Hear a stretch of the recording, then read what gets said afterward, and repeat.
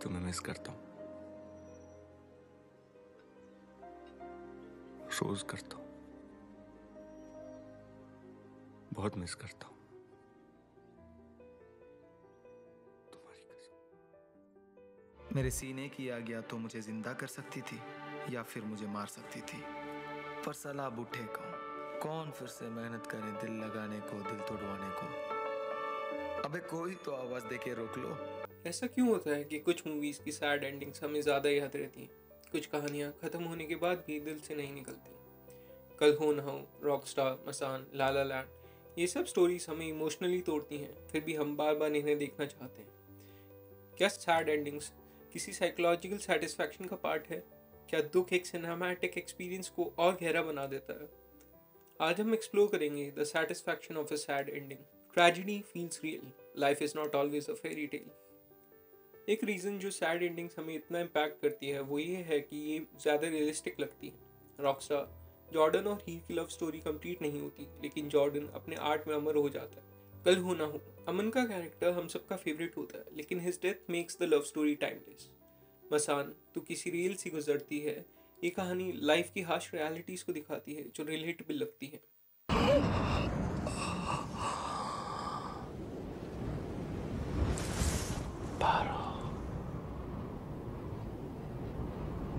हमेशा खुश एंडिंग्स से ज़्यादा एक पेनफुल एंडिंग हमें ज़्यादा रियल और यादगार लगती है।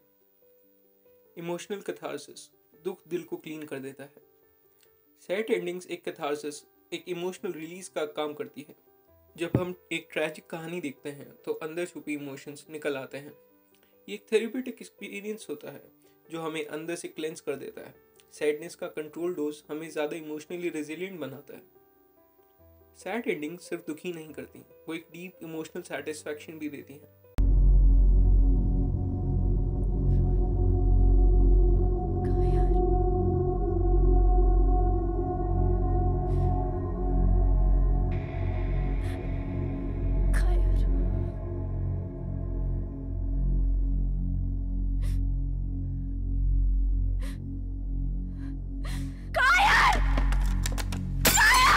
Tragic endings leave a stronger memory.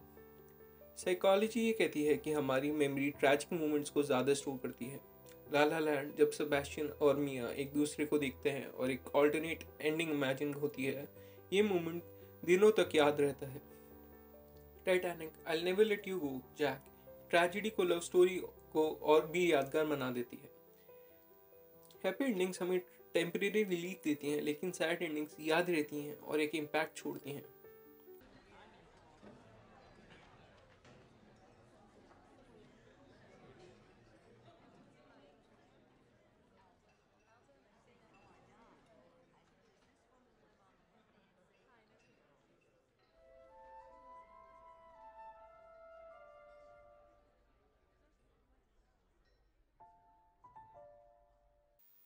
The beauty of unfinished stories, ये कहानी अधूरी है। कई बार इनकम्प्लीट लव स्टोरीज या अनरिजॉल्व एंडिंग सबसे ज़्यादा सेटिस्फाइंग होती हैं क्योंकि वो इमेजिनेशन को जगह देती हैं। तमाशा, तारा और वेद का मिलना या ना मिलना एक ओपन एंडेड कहानी है जो दिल पे लिखी रहती है। Eternal sunshine of the spotless mind, एक लव स्टोरी जो पूरी नहीं होती फिर भी टाइमलेस रहती है। कुछ कहानियाँ अधूरी रहती हैं लेकिन उनका असर पूरा होता है।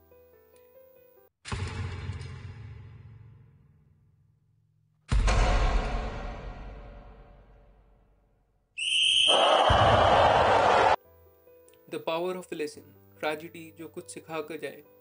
सैड एंडिंग्स हमेशा सिर्फ दुख ही नहीं करती बल्कि एक इम्पॉर्टेंट लेसन भी देती हैं। बजरंगी भाईजान ह्यूमैनिटी ओवर बॉर्डर्स का मैसेज देती है। जोकर, मेंटल हेल्थ और सोशल नेग्लेक्ट पर एक हार्ड हिटिंग कमेंट्री है। शिंडलर्स लिस्ट, वॉर और ह्यूमन लॉस का अनफॉरगेटेबल इम्पैक्ट है।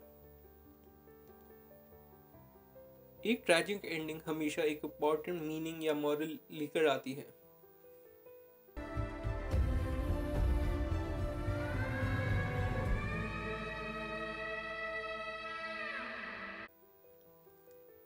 तो सैड एंडिंग सिर्फ हार्ट ब्रेक नहीं बल्कि एक डीपली सेटिस्फाइंग एक्सपीरियंस भी होती है।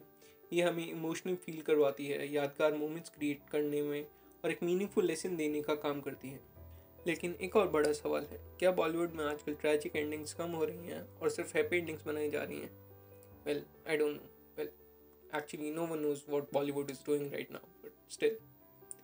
अगर आपको ये वीडियो पसंद आया तो लाइक, शेयर और कमेंट जरूर करें। मिलते हैं अगली वीडियो में। Thank you so much.